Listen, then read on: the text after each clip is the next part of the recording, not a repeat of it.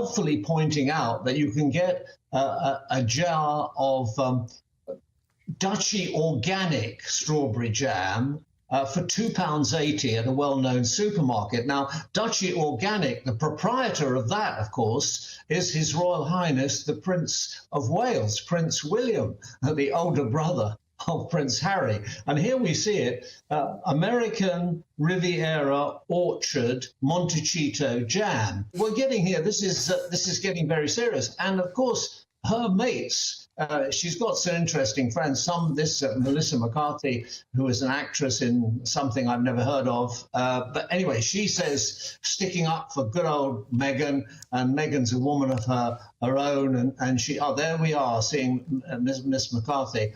But other friends of the great Meghan have taken a contrary view and think that going down this route of selling jam is not going to get her anywhere in life.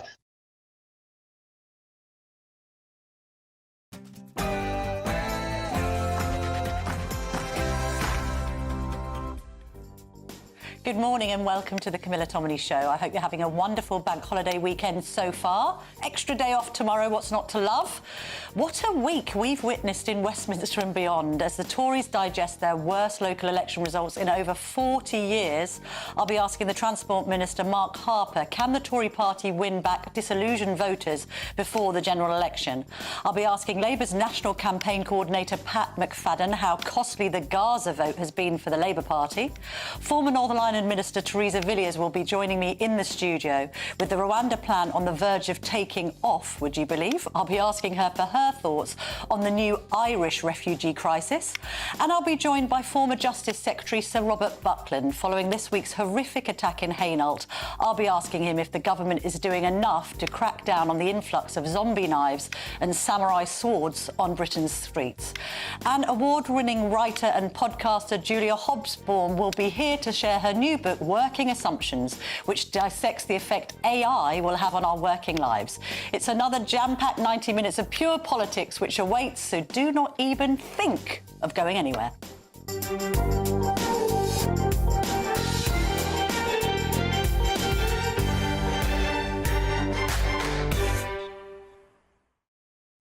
To go through this morning's newspapers, I'm delighted to be joined now by James Heal, political correspondent at The Spectator. Lovely to see you, James, for the first time on my show. I know you do other shows, but first time here. Goodness me. The Sunday Express seems to sum up the PM's woes this morning. We're doomed, it says. Lame duck PM loses Tory stronghold. This is obviously in reference to Andy Street losing the West Midlands. Do you think Rishi Sunak's in jeopardy at the moment? Because I'm not sensing an appetite to depose him. I was speaking to one MP yesterday who said they want to get rid of him, frankly, but his colleagues lack the guts to do so. And I think that's where we're at. I think the stomach has really gone out of a lot of Conservative MPs right now. You've got to remember there's 350 of them, about 100 are standing down. They're not particularly invested in a struggle. They don't want to see that. And I think there's actually, personally, a lot of the Tory MPs quite like Rishi Sunak, and he's quite an inoffensive type compared to, say, perhaps Boris Johnson got a few colleagues' backs up. Yeah. But they're obviously thinking it's not about the leader necessarily, it's about the party. And the party's brand, as we've seen from these elections, is pretty toxic. Let's pore over some of the results. The Mail on Sunday's got a very handy graphic. I mean, all of the newspapers love a graphic this morning. Like, we've got pie charts, we've got graphs, we've got pictures of failed Tory politicians with their heads in their hands. I mean, it's a terrible picture. What's your overall analysis, James? I mean, it's a really, really good set of results for Labour, although, as the graphs show, they wouldn't at the moment on the basis of the current results, which we must say don't take into account Scotland, which changes the picture. They couldn't form a majority government, and you've got effectively the Conservative vote being eaten into by reform, and you've got the Labour vote being eaten into by independents, largely people who are platforming on a pro-Palestinian sort of George Galloway-esque position. So what's your prediction for how this might pan out at the general election? Well, I think what's so striking to me is that actually, if you look at the projected national vote share, it's changed so little in the last 12 months. 12 months ago, May 2023, Rishi Sunak's first big test, it was, I think, 36-25 or 35-26 for Labour Conservative. This time it is 24-33, I believe. And so 9 points difference. So not much has really changed in the past 12 months. There's been an awful lot of noise, and yet nothing seems to be cut through. We had 30 billion of tax cuts in the autumn statement. We've had a lot of talk around the Rwanda scheme, and yet the Tories are underwater. So I think it's very, very difficult for them. I think also the untold story of this night is the Liberal Democrats. Last year there was a lot of focus on them because there was a lot more seats up for grabs. But this time they're eating into places in Surrey, in the West Country. And of course, the West Country has been crucial to a lot of post-2015 Tory successes. And then, of course, Labour does have this issue about the Gaza vote and what's going to happen on there. And I think it was telling perhaps that Sadiq Khan, for instance, in London, didn't have someone running on that kind of pro-Palestine. Someone like a Jeremy Corbyn figure, as there was some chat that would have about. been devastating to Khan's vote share, I would imagine. I mean, you're talking about the Tories being underwater. Is Starmer emerging like a phoenix from the waves, I should say, mixing my metaphors here, but is he emerging triumphant? Because the turnout is low. We noticed, for instance, in Blackpool South for that by-election that actually the vote share for Labour was lower than it was in 2019, but obviously still they won it. This isn't like 97 and the local elections that preceded Blair. It's not like people are champing at the bit for Starmer. That's what I find interesting here. And that's not to denigrate what Labour have achieved. They've had a great set of local election results and the Tories have had a terrible set. But it's not feeling like 1997 again to me. I don't know what you think. Well, of course, back in 97 we had 2.5 to 4% economic growth here, which we could kill for right now. But look, the fact that the Liberal Democrats have won more councillors than the Tories for the first time since 1996, that ought to send a shiver down the spine of every Conservative up for election this year. I think that if you compare this to the general, you're not going to have things like residents' associations standing in the general election. You're not going to see the Greens win dozens of independents. So I think that it's a very different contest. And when it comes down to Tory versus anti-Tory, the anti-Tory forces seem to be in the ascendancy across the country right now. Let's look at what happens next. We note that Tim Shipman's written in the Sunday Times, Johnson in touch with Farage to realign the right. Your response to that, James? These are the two big characters, the right in British politics, aren't they? And they dominated the last election. I think what's so striking now is how few kind of great characters there are on the Conservative side. I don't think it'll be this side of the election. I think Farage will come back in some capacity, do a big sort of 6-7 week campaign. Not run for Clacton. I mean, that's what's been rumoured in the papers this morning because it's the only seat he might have a chance of winning, having tried 7 times and failed, I think. Do you think he'll just be there in a kind of figurehead role rather than running as an MP? I think we will talk about him. So it's like Cincinnati style. They're going to the plough. He's there in Westminster. He's about. He just needs to basically come back for 6-7 weeks, lay down his GB News microphone, and he could happily press and roll. Don't want anyone laying down GB News temporarily. But Yeah. I think Boris Johnson. I mean, there's reports today in the Mail on Sunday talking about how he's very happy. He's earned 8 million since leaving Downing Street. Nice work if you can get it, Absolutely, Boris. and enjoying his country house in Oxfordshire. So I don't think he'll do anything this side of an election. He'll keep his powder dry for next time. I mean, it is interesting to see Suella Braverman writing an op-ed in The Telegraph where she is saying that it isn't the time to get rid of Rishi Sunak, while at the same time saying Rishi Sunak's rubbish and I regret voting for him. I mean, what does he do? Because I think it's interesting to have this debate about what comes next for the Tories in terms of trying to win back these voters that seemingly are either flirting with reform at the moment. I don't know whether that means that it will translate into a general election vote, but they're either flirting with reform or they're saying I'm not turning out at all because I'm so angry with what the Tory party's done and squandering this 80-seat majority and getting rid of Boris and all the rest of it. Andy Street's saying, well, we must now be more moderate. This is how we win. We must be moderate and not be dragged to the right. And then, of course, those who are tearing their hair out going, what happened to the Conservative Party? Why is it so wet? Will be saying you absolutely have to lurch to the right because that's how you pick up the reform vote. This is the whole thing. The Conservative coalition is completely split on this. And so I looked at Suella Braverman's article and the kind of prescription she would give to solve the Tory party's woes. Things like the ECHR membership, for instance. A lot of the Tories on the sort of left or the centre of the party, the One Nation group, would be horrified by that, including members of the cabinet who really don't want to pull out of the European Court. So I think the problem is that every time Rishi Sunak tries to announce something big is that it alienates one of his 2 wings of his party. So talking about being a lame duck, he's certainly about, I think, struggling to fly and keeping the left wing and the right wing aligned here. But then it takes courage, doesn't it? Pick a side and fight for it. Set out a vision. Well, it's the Thatcher line, isn't it? About being run down. If you stand in the middle of the road, you get run down by both sides. I think, what's striking is often with this party management style, it's about what is the kind of common denominator all sides can agree on. So it's things like disability benefit changes, it's things like cracking down on illegal migration. That's what we're going to see a lot of in the next 2-3 weeks. And I think for Number 10's challenge is to try and convince Tory MPs, no, you haven't given up yet, you've still got a chance, and basically have a lot of energy and an initiative. And that's what we're going to see. We saw it in the last couple of weeks with that defence spending announcement. We're going to see a lot more of that in the next 10 days or so. Let's talk about how important immigration might be. I mean, I think it's the second most important issue for voters after the economy when it comes to how they're going to choose their vote come the general election. Got the Mail on Sunday reporting that 155 out of 29,000 boat migrants have been removed. Yeah. So I don't know what the GB audience makes of these figures. 155 out of 29,000. You might just ask, what's the point? I mean, the boats aren't being stopped and the migrants that come here aren't being sent back, so that's failed. And then you've got in The Observer, which we've chosen just to give both sides of the coin here, talking about, and it's the image that's interesting here, it's reflecting on those people that protested to stop the bus from leaving the Western Hotel in Peckham to go to the Bibi Stockholm. And they're being very sympathetic with the way that asylum seekers are being treated, but it illustrates his dual problem. First of all, getting Rwanda off the ground and getting it to work and clearing backlogs and all the rest of it, literally from a logistical point of view. And then there's the practicalities. Are we going to see every attempt to deport migrants being kiboshed by protesters? You know, they're outside buses. The next thing we know, they'll be at airports. When we've seen a lot of direct action, with things like Just Stop Oil in a different context over the past few years. So I know the Home Office is really worried about this, and they've been trying to do things like, practice in secret in terms of when you have people on a plane trying to resist arrest, etc. Those kind of things have been going on behind the scenes. There's two issues here. One is about the operationality of the scheme, and one is about the deterrent effect. Now, I actually think there probably will be some flights to Rwanda. We've already seen one voluntary deportation, albeit with a $3,000 bung, to go there this week. But I think they will get the flights to the ground. The key question is, of course, is what happens if they don't start, deterring people from arriving. We had 711 people arrive one day last week, the biggest single-day arrival since 2022. And I think that would be the worst of both worlds. And hang on a sec, you spent so much money, you did get off the ground. It wasn't these direct action protesters.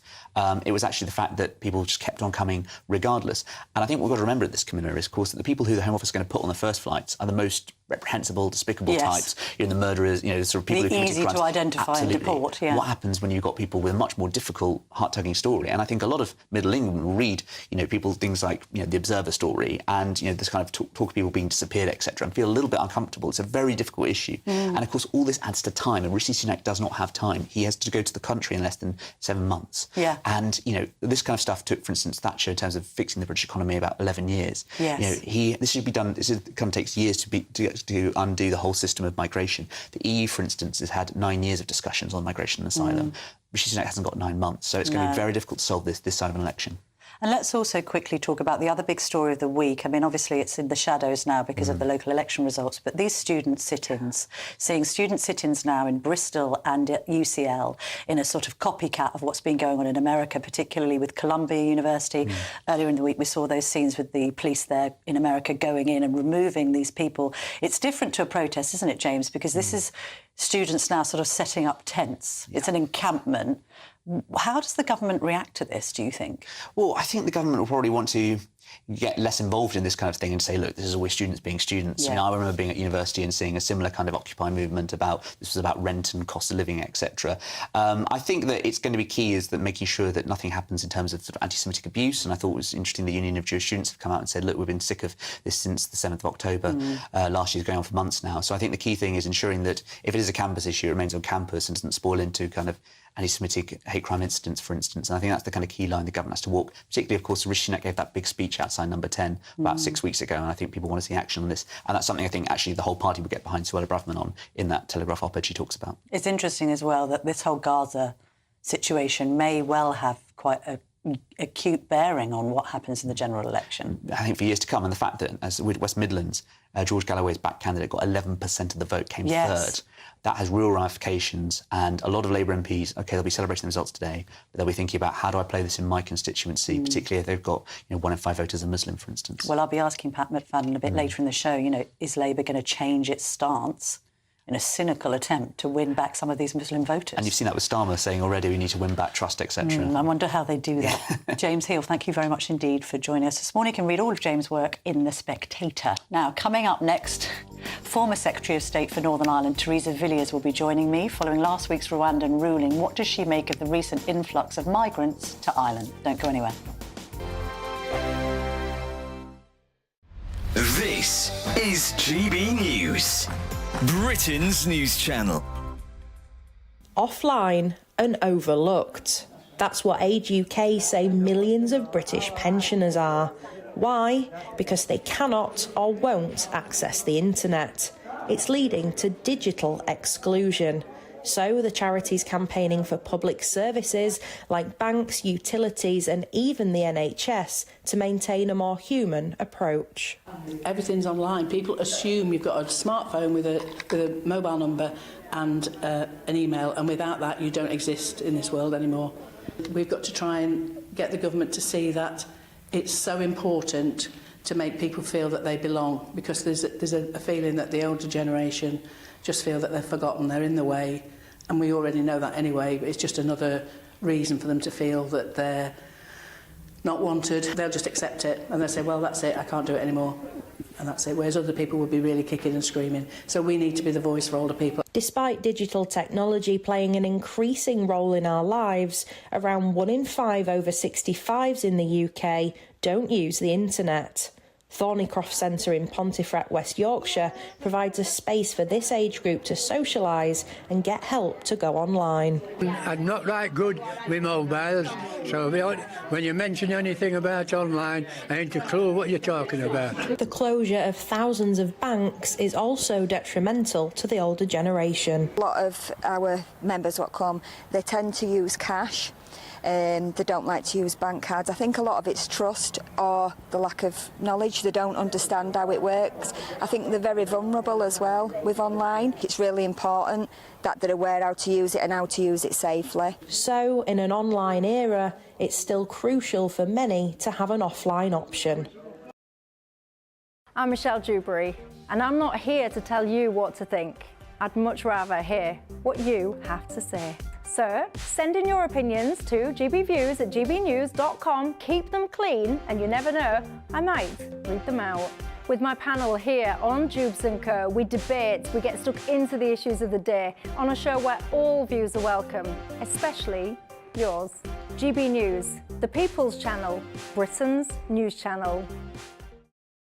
2024, a battleground year. The year the nation decides. As the parties gear up their campaigns for the next general election. Who will be left standing when the British people make one of the biggest decisions of their lives? Who will rise? And who will fall? Let's find out together. For every moment, the highs, the lows, the twists and turns. We'll be with you for every step of this journey. In 2024, GB News is Britain's election channel.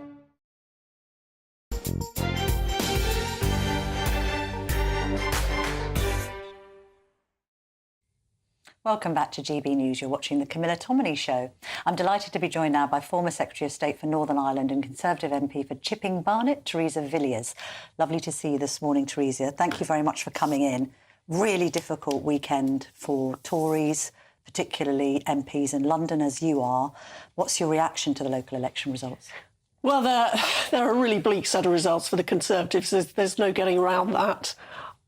We do need to reflect on them. I think one of the only mitigations is that when these seats were last contested, it was 2021, and we were at the peak of a vaccine bounce. So yes, our results were, the best we'd had since 2008. I know, but they are the worst now in more than 40 years. And I suppose the question on everyone's lips is, what needs to change? Because Rishi Sunak, and I'm sure Mark Harper, the Transport Secretary, will come on and say, well, we've got to stick to the plan. The plan isn't working, is it? I think in London we fought quite a negative campaign, and we need to reflect on that and start thinking about a more positive message. But nationally, I think, at the heart of this is ensuring that we're raising living standards, that people feel better off and that they know we've got a plan for that to continue. But do you think people do feel they're better off after 14 years of Tory rule? I mean, I think polling suggests that people really don't, and that's a massive problem. People don't think that a Conservative administration has advanced them. We need to do more, clearly. We've made some progress. Inflation's hard, wages are rising. There's 4 million more people in work. And only a week or so ago, people had a £900 tax cut. So there is real progress, but these results show that it's not enough. We've got to make sure we deliver in the months prior to the general election. When you say that the campaign was too negative in London, are you holding Susan Hall responsible for that? Do you think she attacked Sadiq Khan too much? What are you saying? I think it was.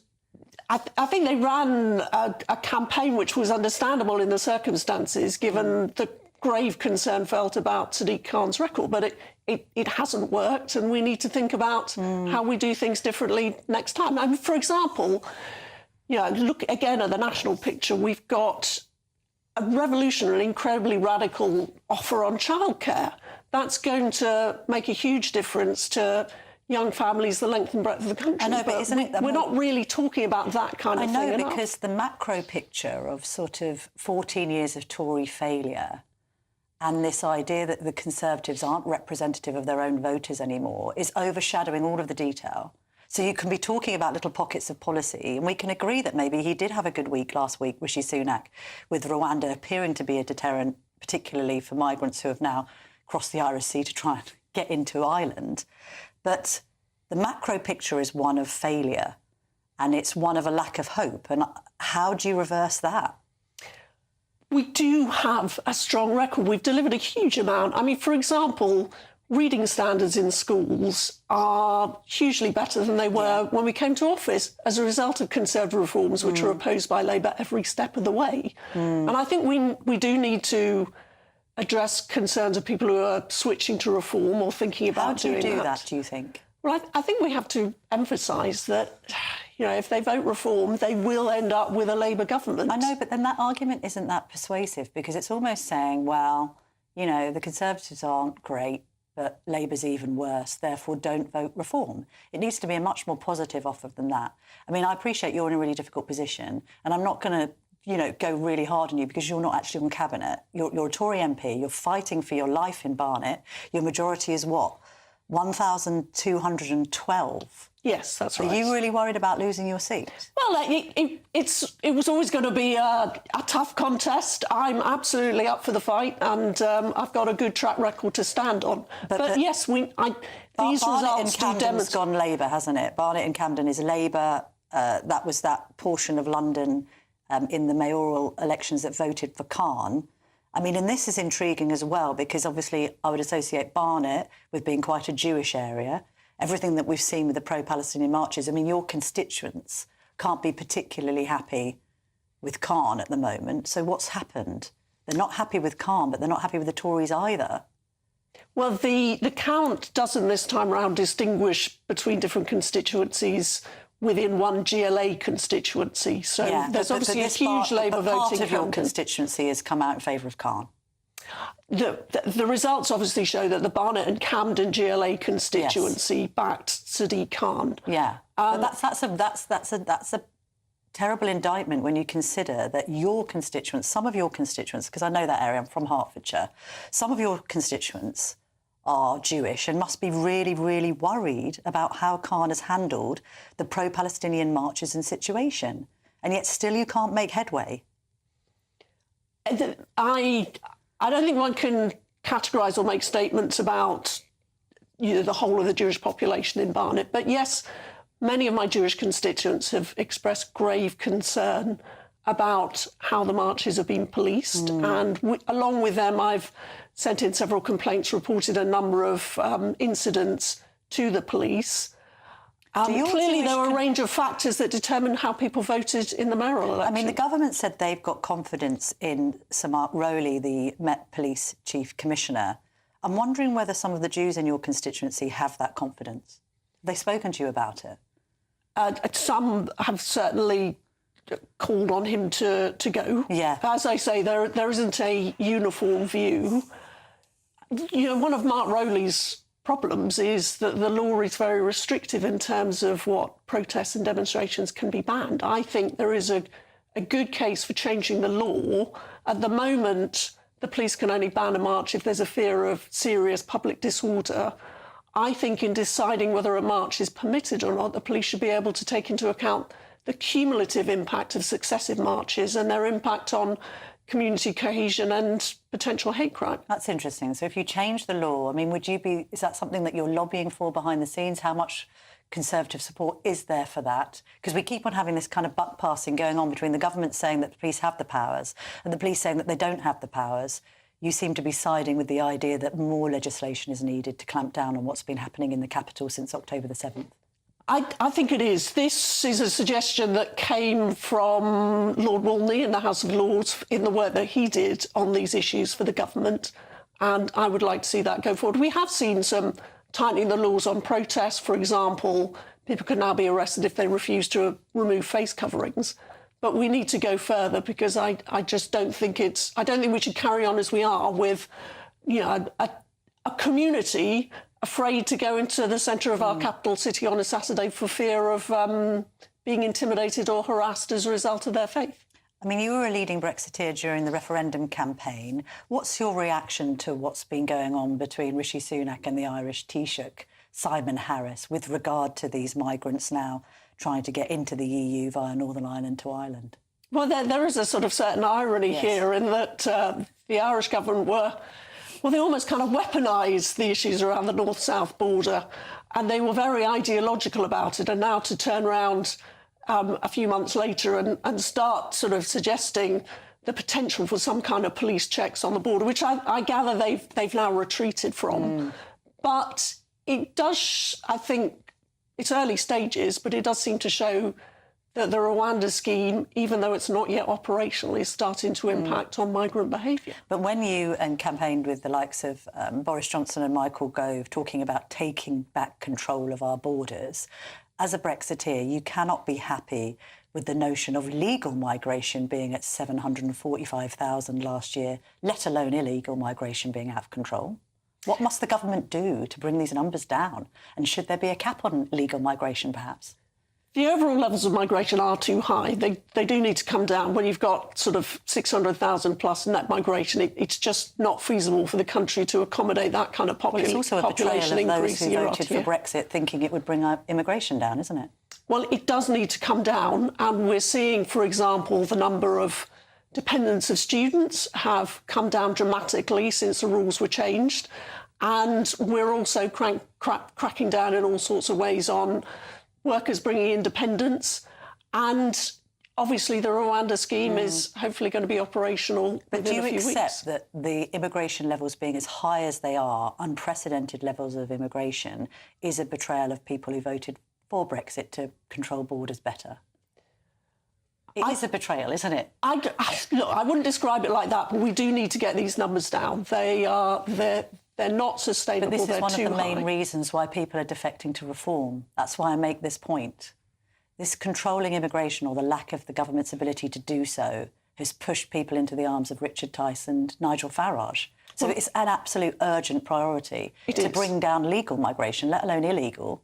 Yes. Why would anyone have faith in the government doing that when these are the numbers that the Tories have been presiding over? These are sort of Blairite numbers, and the Tories have been presiding over them. Yes, and they need to come down, and they are, in certain sectors, they are coming down. Applications via visa routes in certain sectors are coming down as well. Final question, Theresa. If you could phone Rishi Sunak tomorrow and give him one piece of advice of how to try and rescue this situation, what would it be? Make sure we deliver the plan to raise living standards, cut taxes, keep inflation falling. And what if the people say the plan isn't working? Change the plan or stick to the plan? Well, we have to deliver on our manifesto, and we have to make sure people's living standards are rising. All right, Theresa Villiers, thank you very much indeed for joining me this morning. I appreciate it's not an easy morning to come onto the broadcast round, so thank you very much indeed. Lots more to come in the next hour. I'm going to be joined by Transport Minister Mark Harper and Pat McFadden, the man managing Labour's election campaign. Don't go anywhere. We've got lots more to cover in the next hour, so stay tuned.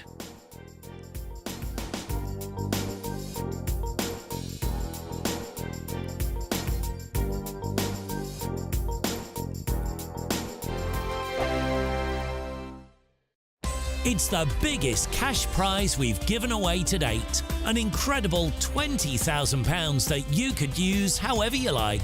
And because it's totally tax-free, every single penny will be in your bank account to do whatever you like with. £20,000 in tax-free cash really could be yours this summer. But you've got to be in it to win it. For another chance to win £20,000 in tax-free cash, text PRIZE to 63232. Text costs £2 plus one standard network rate message. Or post your name and number to GB05, PO Box 8690, Derby DE1 9TT. UK only. Entrance must be 18 or over. Lines close at 5 p.m. on the 31st of May. Full terms and privacy notice at gbnews.com/win. Please check the closing time if listening or watching on demand. Good luck. This is GB News, Britain's news channel. Welcome to Scotland, home of Hamza Yousaf's hate crime law, aka the Clype's Charter. Clype, a delightfully Scottish word for a grass, a snitch, or in the context of Russell Finley's opening gambit during the hate crime debate at Holyrood last week, reporting your friends, family and neighbours to the police for alleged hate crimes. The SNP responded by doubling down on the new law's ability to protect vulnerable victims. I am confident that we have robust legislation that will protect those who are vulnerable to harm. But other victims are emerging in the wake of this new legislation. As the bill moved through Parliament, concerns rose of police inundated with vexatious complaints, targeting individuals who had committed no crimes. The first fortnight of the new law gave rise to nearly 9,000 complaints. The vast majority, at least 95%, have been deemed not to be crimes. False reporting is nothing new. A social post from Scottish Conservative Murdo Fraser was flagged by a trans rights activist in November. Police decided that no crime had been committed, but nevertheless that was recorded as a non-crime hate incident. And Alba Westminster leader Neil Hanvey says he too has been targeted under pre-existing legislation. I've been the victim of at least one of those complaints, and that's taken up the time of police officers. Thick skin can be expected of our elected officials, but what about the public? 74-year-old Morag McDougall-Brown says she was reported to police by a neighbour, and the experience has taken its toll. I hate to think that anybody like me or similar to my age would ever have to go through this, because I really don't think I will ever go over it.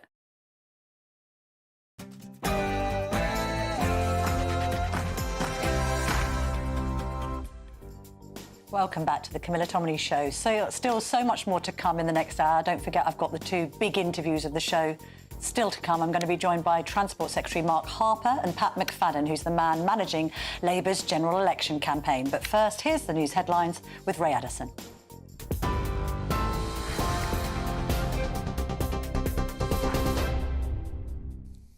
Good morning. It's 10 a.m. I'm Ray Addison in the GB newsroom. The Prime Minister is promising to take the fight to Labour, despite suffering mayoral election losses in England's two biggest cities. Labour's Richard Parker seized the West Midlands from outgoing Conservative Mayor Andy Street, and London Mayor Sadiq Khan secured a historic third term in office. Former Home Secretary Suella Braverman told GB News Mr Sunak needs to make big, bold decisions. There's no time to change leader, so the Prime Minister is going to be leading us into the next general election, whether we like it or not.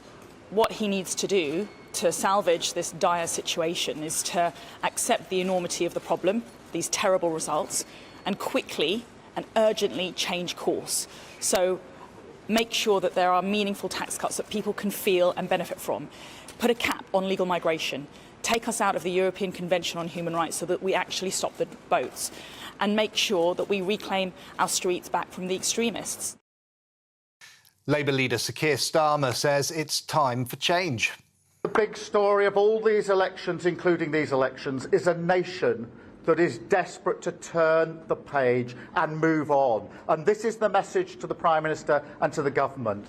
So many people have had enough of 14 years of decline that has cost them and their families and their communities. They're fed up with the chaos and the division and the non-delivery, and they want to turn the page, turn their back on that decline and usher in national renewal with Labour. Sadiq Khan is beginning his third term as London Mayor after securing a majority of 275,000 over Conservative rival Susan Hall. Mr Khan has accused the Tories of running a campaign of, quote, fear-mongering and non-stop negativity. He also said that London had rejected hard right-wing populism. Susan Hall, who ran against Mayor Khan, is urging him to reform the Met and make London safe again. Mayor Khan says he's excited for the future. Londoners want to see a change in government, and what they're excited about is the chance of a Labour mayor working with a Labour government led by Keir Starmer. I'm excited. The last time that happened was 20 years ago, and us working together, Keir, the Cabinet, a Labour mayor, Londoners will see a transformed city. I can't wait. Police are searching for a man who absconded from an open prison in Suffolk. 23-year-old Ricky Wall was reported missing from Hollesley Bay in Woodbridge yesterday morning. Suffolk police say he failed to appear for roll call. Wall is currently serving a 7-year sentence for aggravated burglary with intent. Thousands of properties are still without running water in East Sussex due to a burst pipe there. Southern Water has issued an apology to customers in St Leonards-on-Sea, Hastings and Westfield as they enter their 4th day of disruption. In a statement, the firm said they hope the supply will start to gradually return throughout today. Anti-monarchy campaigners are holding a rally today in London to mark the 1st anniversary of the coronation of King Charles. Campaigners will gather in Trafalgar Square to protest arrests made during the event. Organisers say Britain has never seen such an energised, active and growing democratic Republican movement. But former Royal Butler Grant Harold told us there's too much to lose.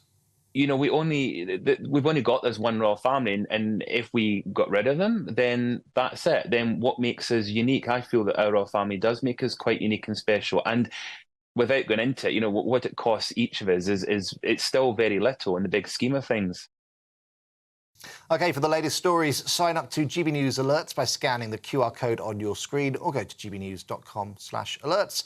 Back now to Camilla.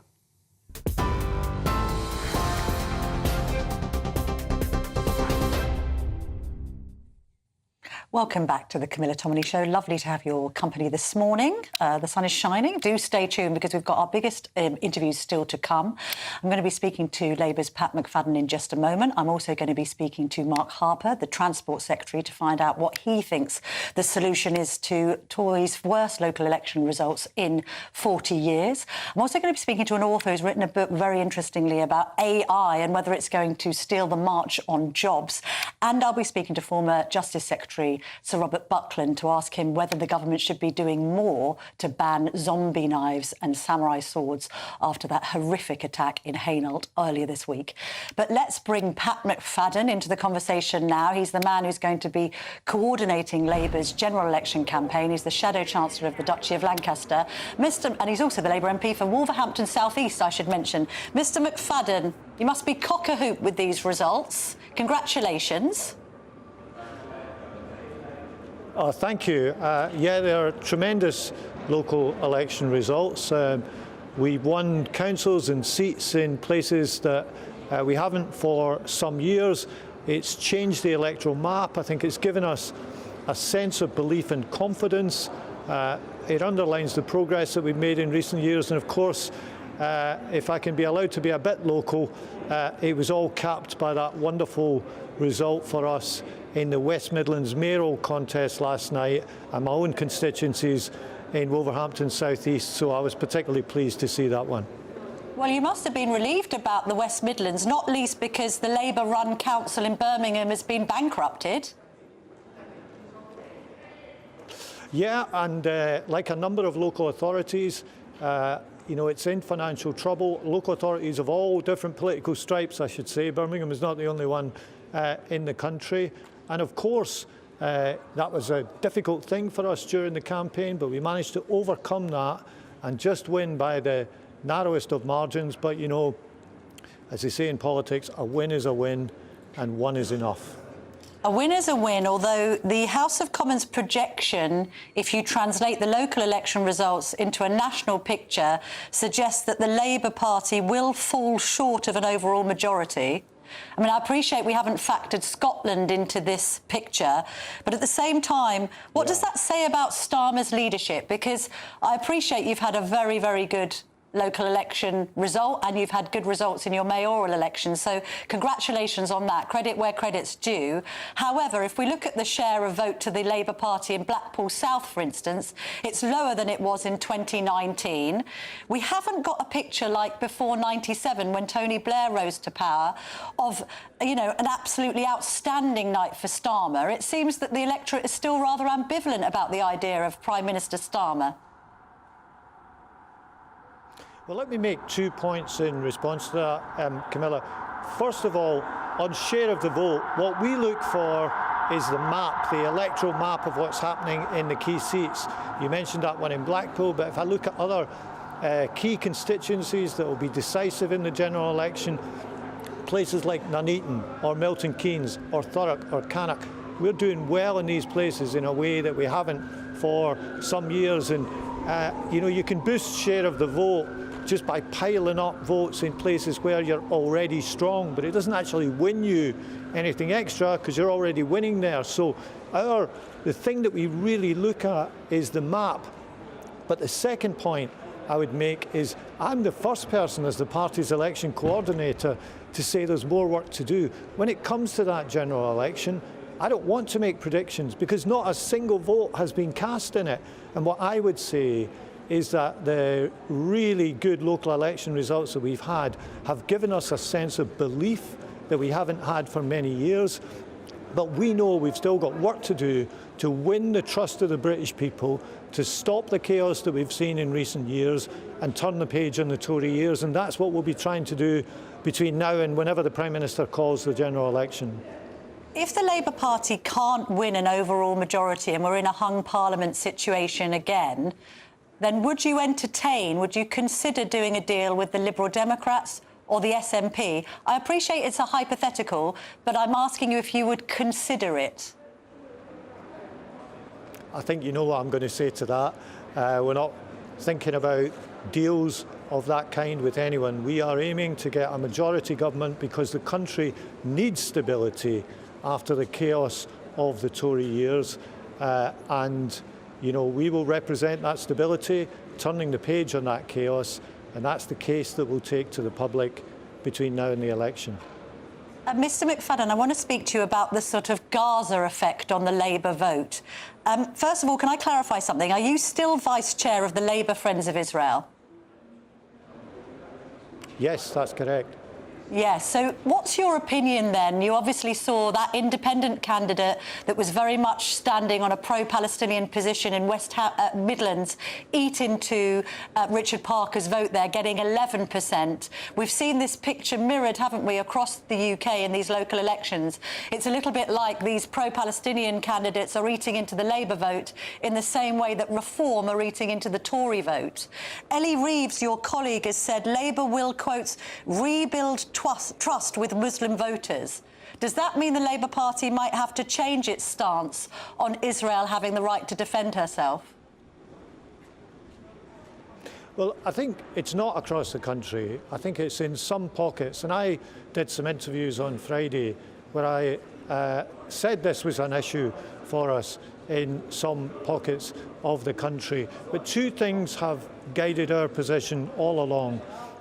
One is the one that you just mentioned, which is Israel's right to defend itself after the appalling attacks on October the 7th. That will remain. We will stick up for that. But we also want to see a better future for the Palestinian people. And there's a terrible humanitarian situation there in Gaza where some people are facing hunger. We need to get aid in, and in the longer term, get a better future for the Palestinian people. These two things have guided us all the way along. So we understand why people have got a humanitarian concern for what's going on there. We want a better future for the Palestinian people too. And if we were to be elected at the coming election, that would be a big foreign policy priority for us if we won power.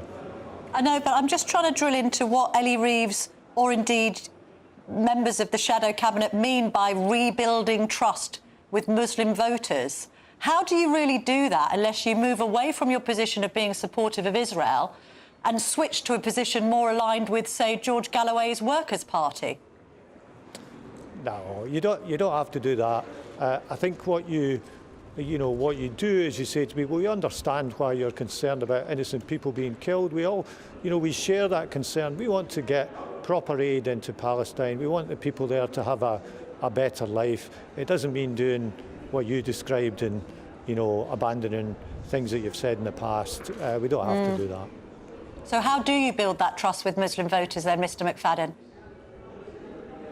Because they won't vote for you if you still remain in... they're not going to come over back to you, are they? If Keir Starmer continues with his positioning on Israel, they won't come back to you. Well, I think you say to people, we understand why you feel strongly about this. We want to help the Palestinian people too. We want a better future for them. That doesn't require you to change what you've said in the past. I think it's showing an understanding of why there is a humanitarian concern for people there, because they are living in a very difficult and desperate situation. OK. Can I ask you a question about London? The campaign between Sadiq Khan and Susan Hall at times was, you know, quite punchy. We had Wes Streeting, your colleague, the man wanting to be the next health secretary. He tweeted this in advance of that campaign. A win for Susan Hall and the Conservatives is a win for racists, white supremacists and Islamophobes the world over. Do you think Londoners who voted for Susan Hall are racists, white supremacists and Islamophobes? Look, I think elections are often heated. I'm very relieved and pleased that Sadiq Khan won. I thought he always would win. I never believed any of this panic that thought he was in serious jeopardy. And the big question I think about this is, if the Tories really thought they had a chance in London, I think they should have taken it more seriously. I don't want to be unkind about anyone, but I don't think if you were taking it really seriously that Susan Hall would have been the candidate. I agree with you. And I can't understand why they thought if they had a real chance that they picked her to run. So I'm pleased and relieved that Sadiq has won and we can turn the page on that now and he can continue with an unprecedented third term. Respectfully, that is not answering my question at all. I agree with you that the Conservative Party campaign headquarters could have done a lot more for Susan Hall, but I've asked you whether you think that people who voted for her in London are racist, white supremacists and Islamophobes, because that's what Wes Streeting thinks. Well, look, I would not describe the electorate in that way. No, so he was wrong, was he? Everybody's entitled to make their choice, and I'm relieved that the Labour candidate won, and I'm pleased that he won. If you want to ask Wes about his comments, I suggest you get him on your programme. I will, and he often comes on this programme. Bring him on. But should he apologise? Oh, that's up to him. As I said, if you want to speak to Wes, you can get him on the programme. I'm pleased that Sadiq won the election. All right. Pat McFadden, thank you very, very much indeed for joining us this morning. Great to speak to you. Thank you. In just a minute, I'll be getting the other side of the argument from Transport Secretary Mark Harper and asking him for his reaction to the Conservatives' worst local election results in over 40 years. Don't go anywhere. GB News is the home of free speech. We were created to champion it, and we deliver it day in, day out. Free speech allows us all to explore and debate openly the issues most important to us, our families, and of course, the British people. Having challenging conversations to enlighten each other. Which is why we hear all sides of the argument. We are the People's Channel. We will always stand by the freedom to express yourself. On TV, radio and online. This is GB News, Britain's news channel. I'm Martin Daubney. This is GB News, Britain's news channel. Martin Daubney, weekdays from 3 p.m. SUV drivers in Oxford will face higher parking charges. Proposals tabled by the local Green Party or passed by the City Council. The motion argues that heavier cars like SUVs cause more damage to roads, are more likely to seriously injure or kill pedestrians, and cause more illnesses due to pollution. However, the Alliance of British Drivers has condemned the plan as absolutely outrageous. Well, let's get the thoughts now of the legendary motoring journalist, Quentin Wilson. Quentin, welcome to the show. Always a pleasure. We hear a lot about the war on motorists, this time targeting SUVs because of their weight and the charges could be astronomical. This idea first started in Paris. Now it's coming to Oxford. Can you tell us a bit about how it would work? OK, so the idea is that the charges will penalise people who drive heavier SUVs and I guess by implication electric cars, although Oxford Council haven't said exactly what they're going to do with EVs. But this is all based around this notion of SUVs being heavier than passenger cars, therefore wearing out the roads more. Now, there was a study, I've got it here in front of me, from the University of Edinburgh in 2022 that said real-world tests found that overwhelmingly the wear is caused by large vehicles, buses, heavy good vehicles. Road wear from cars and motorcycles is so low that this is immaterial. Now, obviously, driving around a medieval city like Oxford in an SUV isn't the brightest thing in the world to do. But the idea that we should penalise the owners of these cars based on imperfect science that's been read on social media, I think is completely wrong.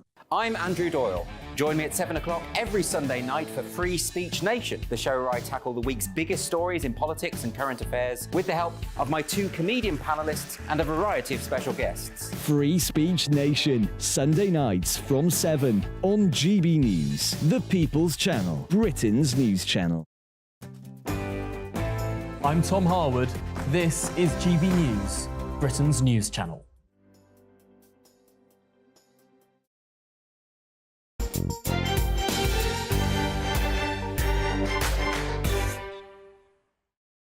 Welcome back to the Camilla Tominey Show on GB News. We're going to wait for Mark Harper to be ready. The Transport Secretary is going to be joining us to dissect those local election results.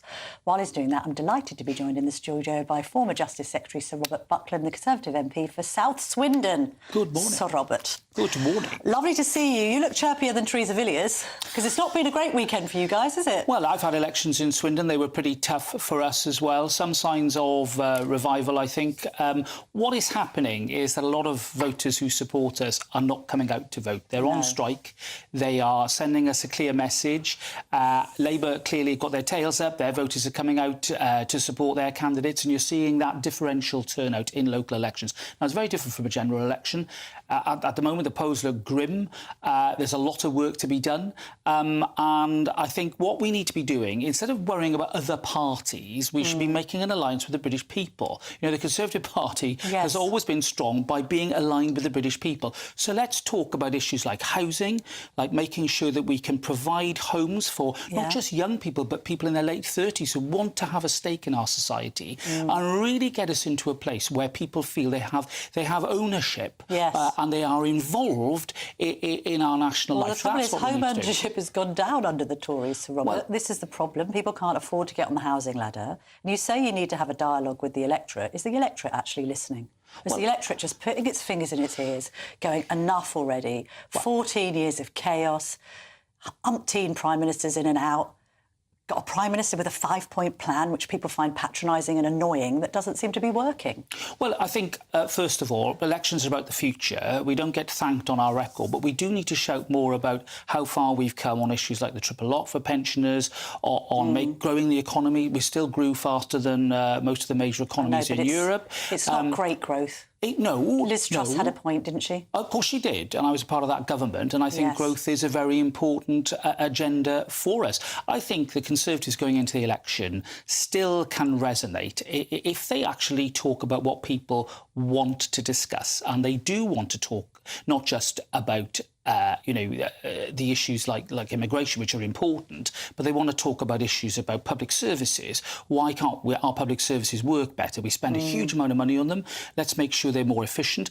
And the issue that I've just mentioned about giving people a stake in our future. Now, if we are front-footed on that, if we are positive, not just talking about our record, which I think we need to do more of, frankly, reminding people we've come out of a COVID crisis that really exposed, I think, a lot of weaknesses in our public services, and come on to a bold agenda of reform there, with the offer of a sensible and you're sustainable... Going for sensible. You're going down the street direction, because this is the big debate, isn't it? We've got Suella Braverman this morning saying we've got to urgently change course. She now regrets backing Rishi Sunak as Prime Minister. Is that something you regret? Well, do you know, No, I think that the time for talking about personalities and the party talking to itself is well over. That's why the British public are putting their fingers in their ears, because they just hear Tories talking about each other. Unite or die. We unite or die. But where do you go from here? Because Andy Street is saying we must be very moderate. We must just not, veer from the path of moderate Conservative politics. And yet, at the same time, you've got Reform eating into your vote because they've got more of a appeal to right-wingers. And maybe the Conservative government, and maybe you're part of the problem, Sir Robert, because you're a moderate, isn't Conservative enough, and that's the issue here. I utterly disagree. I think I've been a Tory for 40... Record high legal migration, record high tax... I've been a Tory for 40 years, Camilla. Terrible pictures of businesses starting up in this country. Now, the point you make about business is one that I think Andy Street reflects very well, because he's a businessman. He attracted a lot of investment into the West Midlands. Yeah. He is pro-business. He's on the side of growing the economy and growing... Pro-Palestinian marches through the streets of London, which are intimidating Jewish people, sit-ins at universities... Look, Camilla, I absolutely agree with you on that issue, which is why I'm on the side of making sure our public order legislation is strong. I've passed legislation myself when I was in government. I'm not at all frightened of taking the necessary robust steps to keep our people safe. But there's a bigger agenda here. The more that we talk about factions and ideology, and the less we focus on business, on growth, on jobs, on housing, all those issues that actually people are talking about,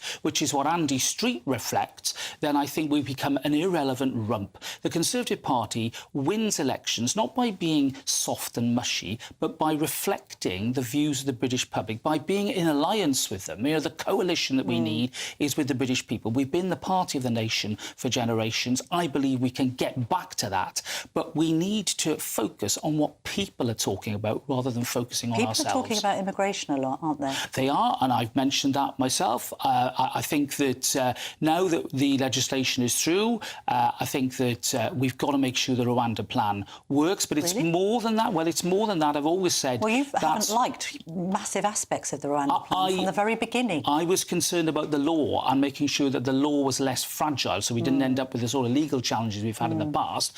But I've always said as well, it's part of a multifaceted approach. I mean, look what's happening now with Ireland. It's very interesting that the Irish government is saying what they're saying. I think we need to be robust on that and say, OK, yeah, you're sharing the challenge that we've got. Let's all work together and let's see countries like France actually have a proper returns policy as well, because these are all safe countries. Look, I'd like the benefit of your wisdom as a former Justice Secretary just to discuss a few justice and crime matters. I've had this tribute to this lovely boy, this 14-year-old Daniel Ajorin. I mean, I can't look at an image of this kid. I've got a child a similar age, a boy. This child goes to school, he's got his headphones in, he's attacked. The proceedings are active, so we can't say more about it at this stage. Got this tribute from his parents who, I mean, the mind boggles actually to what that couple are going through right now. This kid doesn't come home from school. Looking at it objectively, not even as a journalist actually, just as a mum, I cannot understand why you can have a situation where a bloke is in the street with a samurai sword that big. And we've seen this in other cases where people have got hold of machetes, where people have got hold of zombie knives. Surely the government needs to legislate, and just as you've got a licence to carry a gun, you have to have a licence to carry a knife over a certain size. I think that we've got a panoply of laws that, of course, make these things criminal. But it seems to me that we're in a situation now where I think your point is a very powerful one. These are still far too readily available implements. They are weapons of death, as we see. And I think that, therefore, now we need to look at a system whereby supply and possession of these items is much more restricted. We did it with certain types of firearms in the aftermath of Dunblane. It was controversial, but it was right. And we haven't had an atrocity reaching that scale since 1996. As opposed to the United States, where they seem to sort of shrug their shoulders and live with that sort of thing.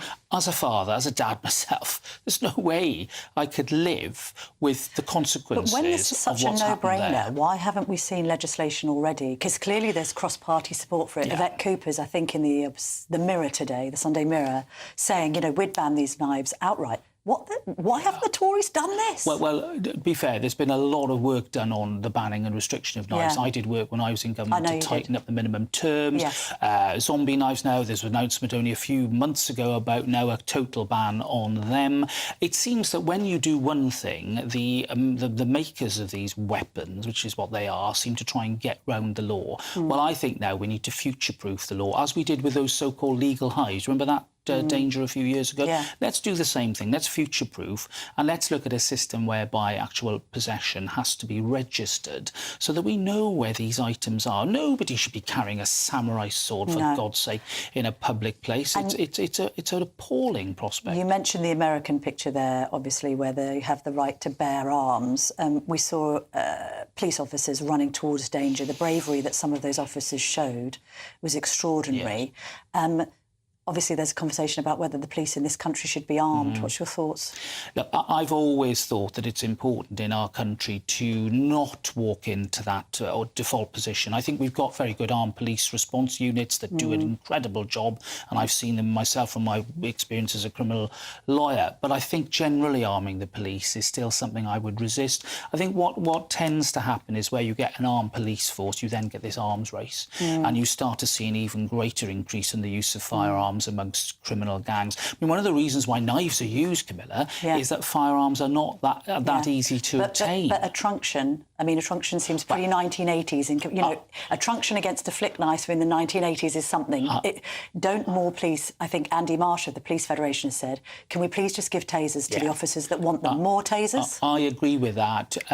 We've done similar things with prison officers to give them more protective mechanisms. I think that's got to be right. Obviously, they've got to be used sensibly, but the police are well used to following guidelines. Let's equip them with that type of weapon or that type of defensive implement in order to save lives. Yeah, indeed. Well, amen to that. It's Robert Buckland. Lovely to see you this morning. Again, on a difficult morning for the Tories, so thanks for coming out. Thank you.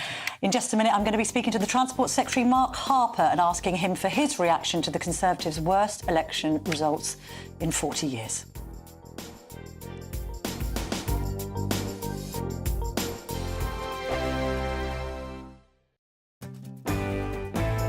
I'm Gloria Di Piero. This is GB News, Britain's election channel.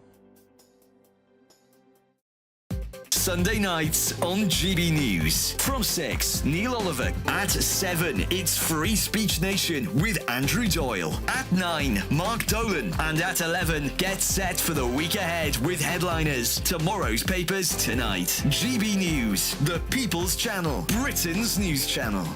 Headliners. Tomorrow's papers tonight. Every night from 11 p.m. Sacre bleu.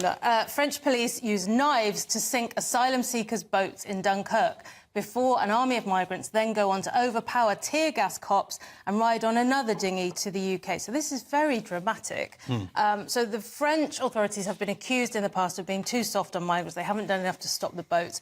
On Tuesday, we had the deaths of 5 migrants, including a young girl. Really awful scenes where one group of migrants kind of boarded another group's boat and people were just killed in the crush. So they're now taking this very sort of action man, Bear Grylls kind of thing. They're wading into the surf with a great big knife and just slashing the dinghies, which does seem kind of obvious, doesn't it? It seems like a good move. Apparently, up to now, they haven't wanted to get involved. They haven't wanted to have violence with the migrants. But this is their new plan. British taxpayers have been paying them hundreds of millions of pounds or euros to deal with this, and now finally they're able to deal with this, obviously on the back of an incredible tragedy. This tragedy can be utilised by both sides in terms of like however they want to use it. We need to open up more the borders or ensure that there's safety here, and then other people say let's prevent this from happening by stopping them getting in the water in the first place. So everybody's going to use it, but taking your point, Nick, and maybe moving to the question, Cressida, do you think that people are, and when I say people, I don't mean just GB News audience or people on the right, or just across the spectrum, are coming to appreciate that this is a real issue that has to be grappled with in a mature fashion, which starts with conversation without accusations of you being racist? Well, maybe, but I think most people have known that for a long time. I mean, the reason Rishi put it in his pledges was because people knew it was a big deal and then just continued not to address it. I'm Christopher Hope. And I'm Gloria Di Piero, bringing you PMQ's live here on GB News. Whenever Parliament is in session on a Wednesday at midday, we'll bring you live coverage of Prime Minister's questions. We'll be asking our viewers and listeners to submit the questions that they would like to put to the Prime Minister, and we'll put that to our panel of top politicians in our Westminster studio. That's PMQ's live here on GB News, Britain's election channel.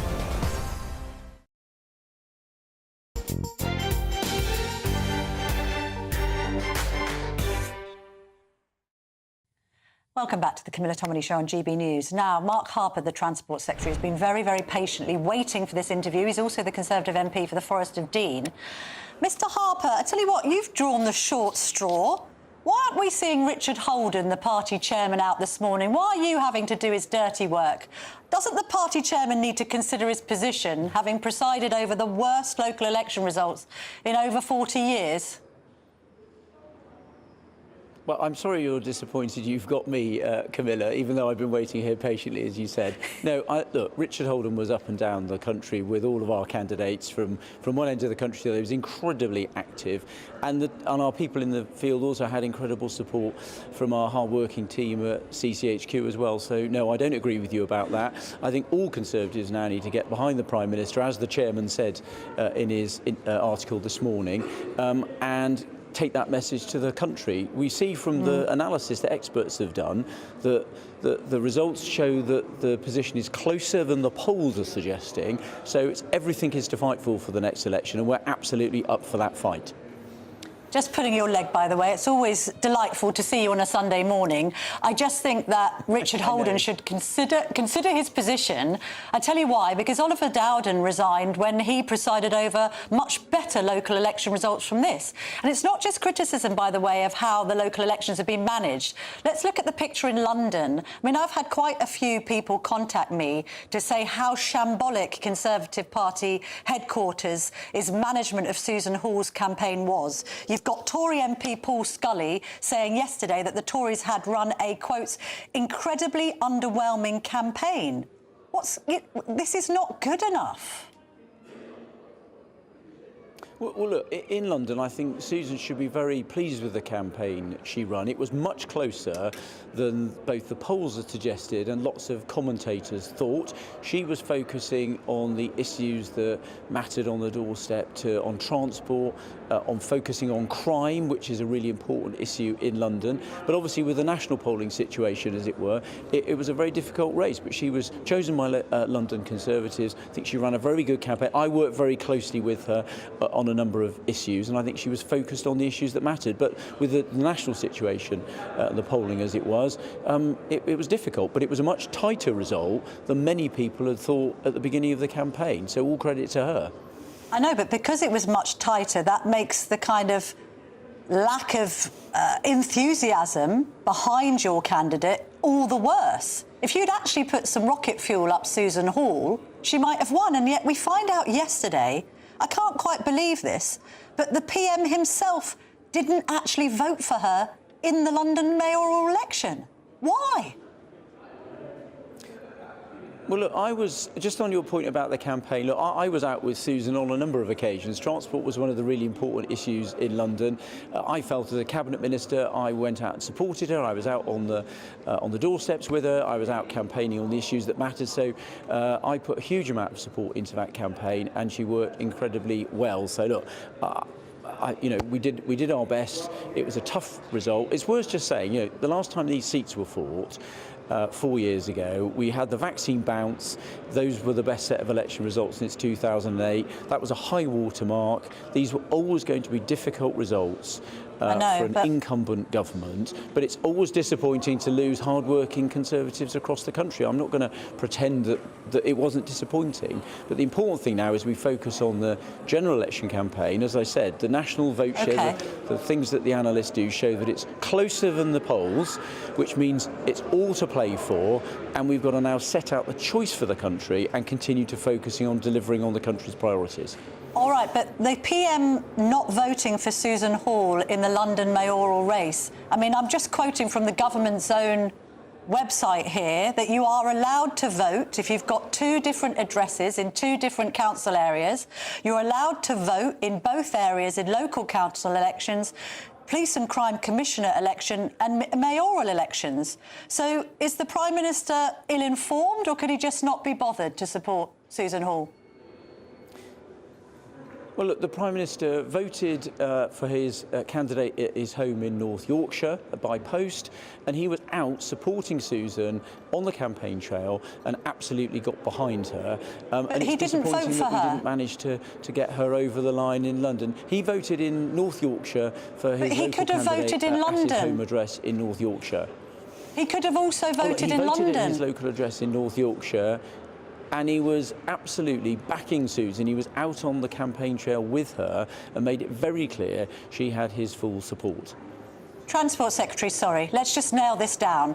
Did he not know, did his team not know that he could also vote in London, or could he just not be bothered? I haven't discussed this particular matter with him. I know he voted by post for his local candidate in North Yorkshire at his home address there, and he was out on the campaign trail with Susan on a number of occasions and was backing our candidate up and down the country. OK, so we can at least admit, even though we don't know the reasons, that the idea of the Prime Minister not voting for his own London mayoral candidate is a shambles.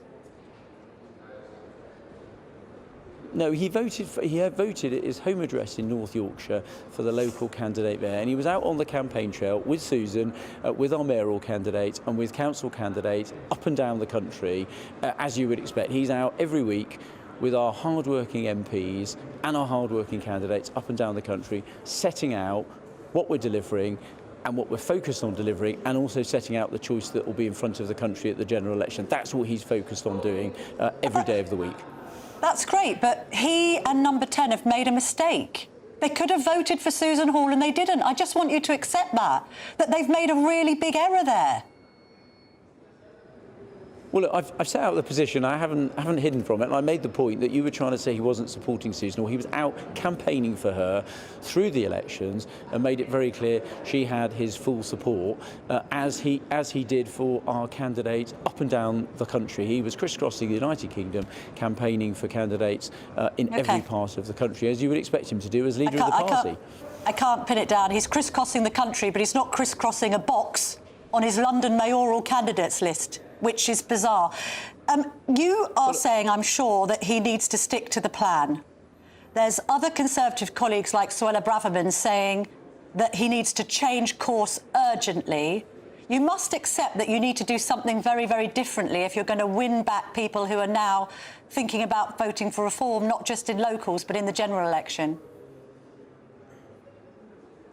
Well, look, let me just pick that last point out first of all. If you look at the election results, what was very clear about it was for former Conservative voters, if they vote reform, what they actually get, Labour candidates getting elected. So that's a lesson for the election. And then you get a government which does none of the things you want it to do and actually does things you don't want it to do. So that would be my message on reform. On the plan, look, we've set out a plan that is about the priorities of the public. So that's about reducing inflation. Now that plan is working. Inflation is down to 3.1%. It was 11% yeah, that's when working. the Prime Minister You're took not over. reducing immigration, though. But we have further to go. On stopping the boats, we have actually reduced the number of people coming to Britain illegally by 1/3 over the last year. But 711 people came in on Wednesday alone. Us to do... Well, yeah, but you've got to look at it over a reasonable period. Over a year, we've reduced it by 1/3 at a time when across the European Union the number was actually going up.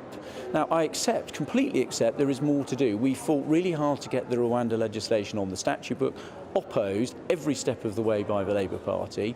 And now that legislation is on the statute book, we've got to get the flights off and have a steady rhythm of them through the rest of the year to act as that deterrent to stop people coming. The public will judge us on whether that's successful, and so there is more work to do. So look, I would say we have made some success on the plan. We've driven down inflation, we've reduced the number of people coming here illegally by 1/3, and importantly, picking up Robert Buckland's point, part of our plan is also about reducing NHS waiting lists, showing that success on public services. Again, a lot of progress made, but I would accept there is more to do, and that's what we've got to focus on through the rest of this year, and then show the choice that going for a Labour Party which doesn't have a plan to deal with any of those things would take us in the opposite direction and go back to square one. And that will be what we have to campaign on and get behind the Prime Minister as he sets out that argument in the rest of this year. All right, Mark Harper, you've been the Tory party's Jeff Boycott this morning. Done a good job, well batted. It's not been easy for you, so I respect you for having waited for 10 minutes for coming on and then giving us some response to the calamity that we've witnessed over the weekend. Thank you very much indeed. Well, as I mentioned last week, I don't like to blow my own trumpet, but nobody else will, so I may as well. I've been nominated for a Trick Award for my interview with the legendary broadcaster Alistair Stewart about his dementia diagnosis. If you didn't see it, you can see it on the GB News website. But what I really want you to do is vote for me and my my GBN colleagues nominated at the Trick Awards. So please visit, listen to this carefully, poll-trick.org.uk. You can get your phone, you can use the code on the screen. You know, it's all very newfangled. You know what to do. Just vote for us because the public votes count. And this is an award ceremony that isn't decided by the establishment that gives all of the awards to people that don't really deserve them and none of the awards to the people that do. So please do vote. Thank you very much. Now, up next, I'm going to be speaking to award-winning writer Julia Hobsbawm about her latest book, Working Assumptions, which is described as a, quote, a must-read for anybody concerned about the future of work. Stay tuned for that. Hello and welcome to your GB News forecast brought to you by the Met Office. A mixed picture on Sunday, sunny spells in the south, cloudy in the north, but where we do see the sunshine, it is going to be feeling rather warm. So the best of the sunshine is parts of northern Wales, central England and also down towards the southeast of England. Cloudier skies persisting across Northern Ireland, much of Scotland with some outbreaks of rain here. But in the southwest we have got a weather system and that's bringing some more showery outbreaks of rain pushing its way northwards. But where we do see the sunshine, temperatures are going to be on the rise. We're going to see highs of around 18 or possibly up to 20 degrees in the southeast. Through the rest of the afternoon and evening time, cloud generally moving its way northward to parts of northern Wales and also into the southeast of England with some heavier outbreaks of rain pushing in here. Cloudier conditions still remaining across Northern Ireland and parts of Scotland, still with some showery outbreaks of rain across eastern parts. Otherwise, temperatures with a lot of cloud around, temperatures still staying a little bit up for the time of year. And then as we go through starting Monday morning, cloudy picture for Bank Holiday Monday across southeastern England with heavy outbreaks of rain here. Some brighter spells are going to be mixed in with that, but many places are seeing outbreaks of rain or showers, but also some sunny spells. And where you do see the sunshine, it is going to be feeling warm with highs of 17 or 18 degrees. I'm Michelle Dewberry, and I'm not here to tell you what to think. I'd much rather hear what you have to say. So send in your opinions to gbviews@gbnews.com. Keep them clean, and you never know, I might read them out.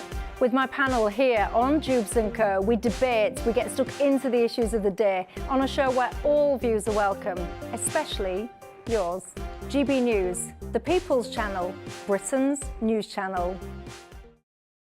2024, a battleground year. The year the nation decides. As the parties gear up their campaigns for the next general election. Who will be left standing when the British people make one of the biggest decisions of their lives? Who will rise? And who will fall? Let's find out together. For every moment, the highs, the lows, the twists and turns. We'll be with you for every step of this journey. In 2024, GB News is Britain's election channel.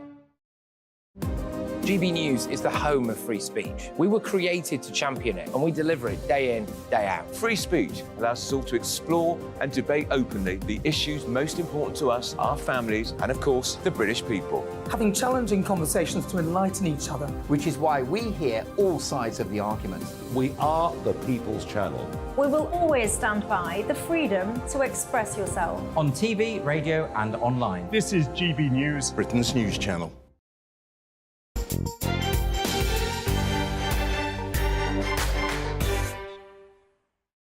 Welcome back to the Camilla Tominey Show on GB News. I'm delighted to be joined now by award-winning writer and podcaster Julia Hobsbawm. She's in the studio. She's got her new book. Let's give it a little plug. Working Assumptions. Can you see that?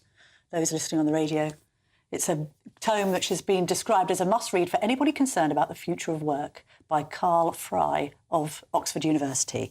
And it's really interesting, this, Julia, because obviously I think people are worried about the march of AI. I'm worried about it as a journalist. I'm going to have robots writing for me in future on the Telegraph. But just in general, why did you write the book and what's it about? Well, thank you for having me. My first time on GB News. Oh, a GB News virgin, ladies and gentlemen. Welcome. I wrote a book in the pandemic called The Nowhere Office that said hybrid working was coming. Lots of people got very upset about that and said, you know, I was doing down the future of work. Everybody needed to get back to the office. And I got incredibly gripped by the story of what's happening around work and the workplace, which is just the gift that keeps on giving, actually. And I started writing a column called Working Assumptions for Bloomberg. And then I realised that what people need is more than just the future of the office, because COVID happened, you've got large numbers of people out of the workforce, you've got a changed attitude to the way we live and work. Yes. At the same time, ChatGPT came along and has gone from 1 million users in 5 days to 100 million users, and yet nobody completely knows what it is and what it means. And you've got a massive generational shift. So I wanted to write a book that really covered the waterfront of all of the changes that are going on. And there are a lot. It's really like that Oscar-winning movie, Everything Everywhere All at Once. And in fact, the book is full of cultural references, because if you turn on your telly or you go to the movies or you listen to a song, you will find people are obsessed by work all the time. Well, they're talking about work a lot. They're doing work a lot, which obviously takes up a huge proportion of time. I do think it's interesting, the kind of post-COVID picture. For instance, even on this channel, you know, the amount of more remote interviews that we're using. In the old days, you had to physically be there, and that's changed. But I mean, back to that point about me as a journalist being worried about the march of AI. Should I be worried? Should white-collar workers be worried about being taken over? Yeah, you should be worried, because traditionally technology was something that affected the blue-collar workers. Anybody watching your programme now who's wearing overalls for a daily job knows all about automation and has known for a long time that the robots are coming. Interestingly, anybody who is watching your programme who works, say, in an operating theatre, in medicine, in the very high scientific fields, they also know about AI. But it's the keyboard warriors of white-collar work that have been blindsided by the speed at which automated technology, artificial intelligence has come in. It's crept up on us, hasn't it? It's crept up on you. I mean, my worry isn't just that there's a big washing through of jobs and that's disruptive, and I don't think all the jobs are going to go from AI, and I'm absolutely not with the tech bros like Elon Musk, who says, you know, in a cavalier way, oh, yes, you know, the jobs are going to be taken and that's no bad thing. Everybody's going to be on universal basic income. You know, it makes me want to absolutely run screaming from the room. But jobs will be lost. But more importantly, it means that everybody's literally got a digital co-worker that they've got to figure out and understand. And the younger workers may have been growing up more with technology, the digital natives. But those of us a little bit older,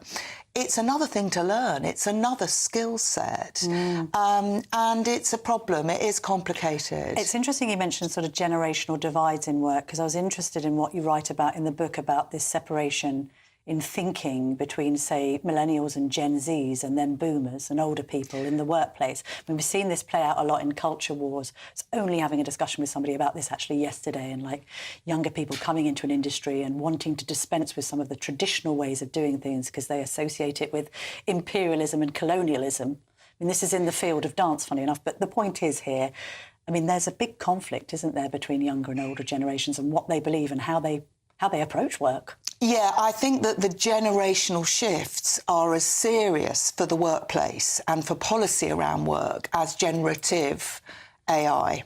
And that's because there is just a gulf now between the generations working in the workforce, which still include the boomers and Generation X, and those I call in the book the amazing generation of millennials, Zs, and actually alphas in 2026, the generation of babies are coming, actually, they're going to turn 16. And so you future cast to something like 2030, and you're really going to have a dominant class of worker that have grown up entirely with social media and the internet, that sometimes they're called Generation Glass. And there is a huge difference in attitudes and in understanding of the way the world works. A boomer interpretation is that they're lazier.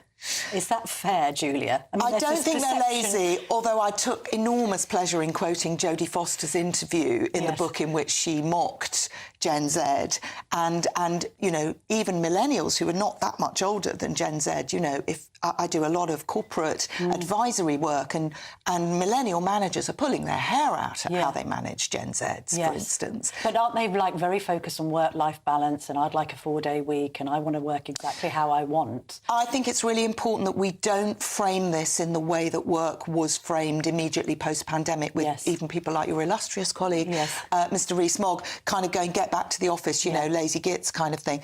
I think we're way beyond that. We have to be much more sophisticated, which is what you do with a generation that experienced work in their bedroom on their laptop.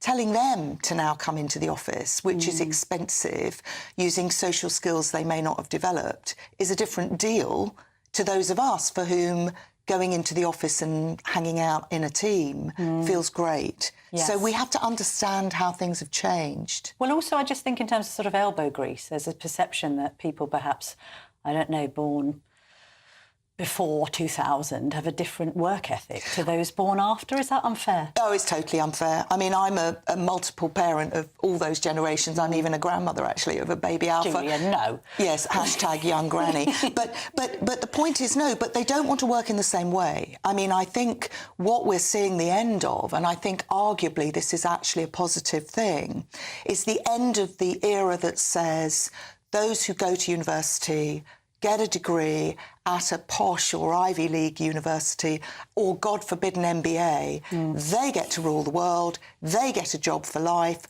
they get to tell the rest of us how to run our lives, and that's all great. That track has stopped. So we have to reinvent the world of work, and it is more flexible, it is more genuinely inclusive of people with different ideas, backgrounds, generations. That's the good news. The bad news is it's really complicated. Yeah, it is really complicated, but this book can help. Absolutely. So let me just show you it again. Working Assumptions is here by Julia. Thank you very much for coming in this morning. You know, my solution to this is just to have a few jobs at once, a portfolio career, so that if one goes wrong, at least you can fall back on the other. Julia, I don't know whether that's a good idea or not, but thank you very much and good luck with this. Thank you. Thank you to all of my guests today, to Julia and to the Tories that came on after a very, very difficult weekend. Enjoy the rest of your bank holidays. I'll be back next week at 9:30, but up next it's Dame Arlene Foster.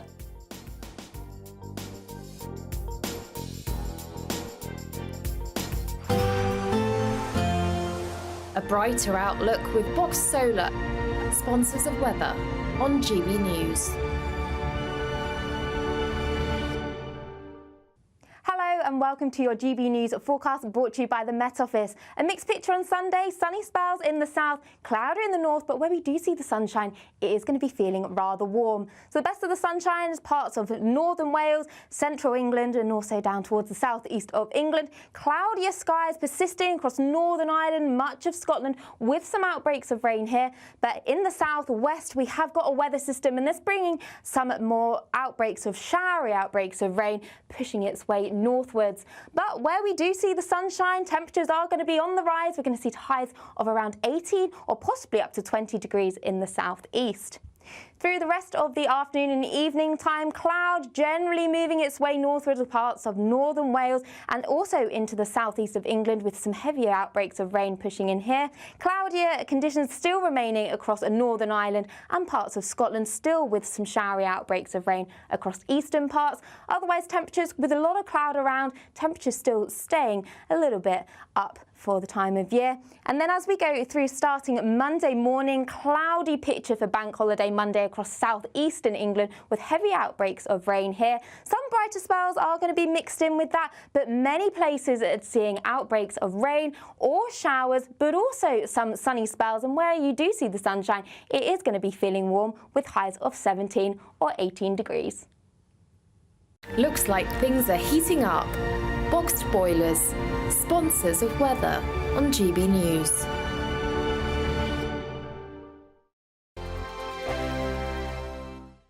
The next Great British Giveaway winner could be you, with a massive £20,000 in tax-free cash to be won. Imagine how you'd react getting that winning call from us. Hi, my name's Phil Cox and I won the Great British Giveaway. I'd say why not?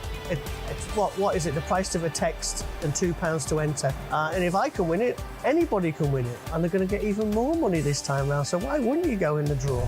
For another chance to win £20,000 in tax-free cash, text prize to 63232. Text costs £2 plus one standard network rate message. Or post your name and number to GB05 PO Box 8690 Derby DE1 9TT. UK only. Entrance must be 18 or over. Lines close at 5 p.m. on the 31st of May. Full terms and privacy notice at gbnews.com/win. Please check the closing time if listening or watching on demand. Good luck.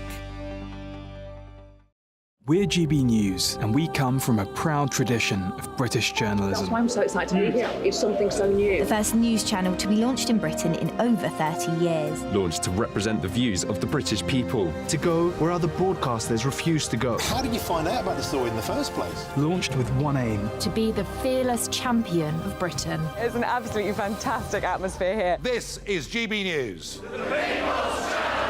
GB News, Britain's news channel.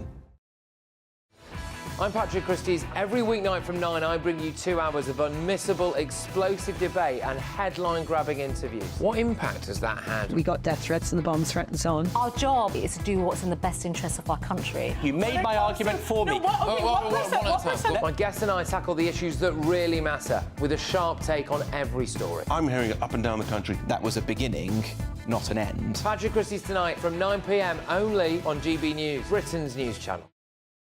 I'm Michelle Dewberry, and I'm not here to tell you what to think.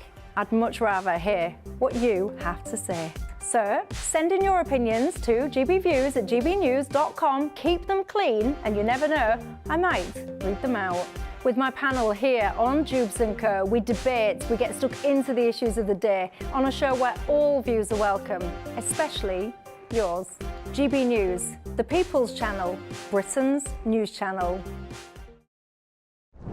I'm Christopher Hope. And I'm Gloria Di Piero, bringing you PMQ's live here on GB News. Whenever Parliament is in session on a Wednesday at midday, we'll bring you live coverage of Prime Minister's questions. We'll be asking our viewers and listeners to submit the questions that they would like